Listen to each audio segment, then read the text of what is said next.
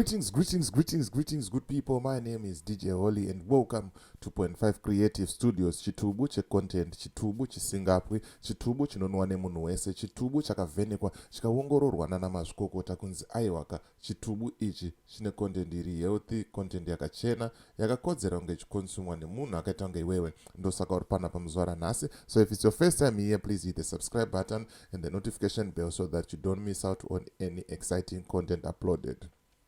Zvamanje ndikufambira nyaya yamarabha. Marabha vanhu vese tinomuziva. Marabha aiacta nakapfupi. Marabha iwe shamwari haufa. Marabha ndiye munhu wacho, munhu aitipa entertainment, munhu aititandadza. Mirai ndimuisa apa mumuone Marabha. Uyu ndiye Marabha uyu. Saka hapana munhu asingazive Marabha. Saka zviri kunzi Marabha akastroka. Marabha ari kuti kumafans, kuvanhu vose vaimusapota, kuvanhu vose vaimutsigira mubatsireiwo Marabha. So I'm going to play this video. Ndikaplaya the video muzvionera mega, muzvinzwira mega. Mukoma wacho achitaura kuti tiri kutsvaga rubatsiro kuti Marabha aite sei abatsirikane, nekuti iye mukoma wacho atoriwo nemhuri yake zvakatomuremerawo, ende muringoziva situation iri munyika zvamanje zvinhu zvakaita sei, zvinhu zvakaoma handitika. Saka tingokumbirawo vanokwanisa, hatisi kumanikidza vanhu, vanokwanisa kubatsirawo Marabha. Nhamba dzacho muchadziona dzichange dzichiendeswa mari. Moita sei?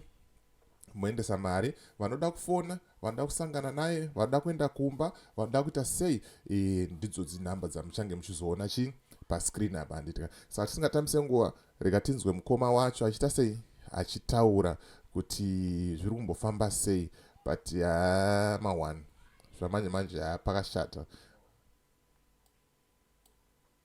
Nonzi Tai Miris. Rinino ake ndinonzi Tai.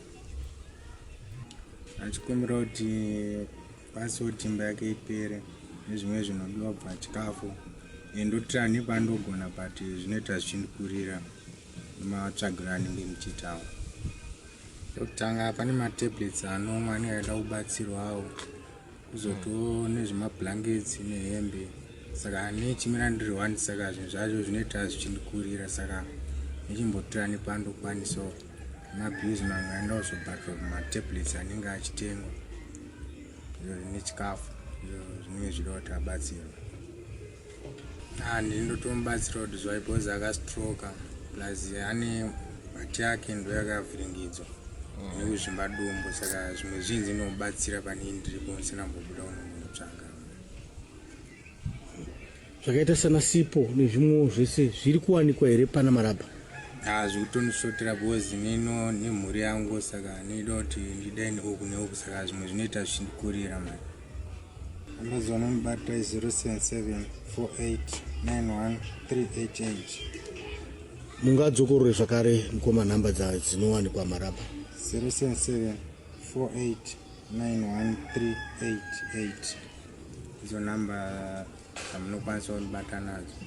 Unofamba naChiremba Road, Dombura Mwari. Vasvika paDombura Mwari, vanenge vada kutibatsira ndokwanisa kuvadirect kusvika pamba pa05. Right, mangozvinzwira mega, mangozvionera mega. Marabha ari panguva yakaoma. Saka vanokwanisa kubatsira, nhamba ndidzodzi dzamanzwa dzichitaurwa.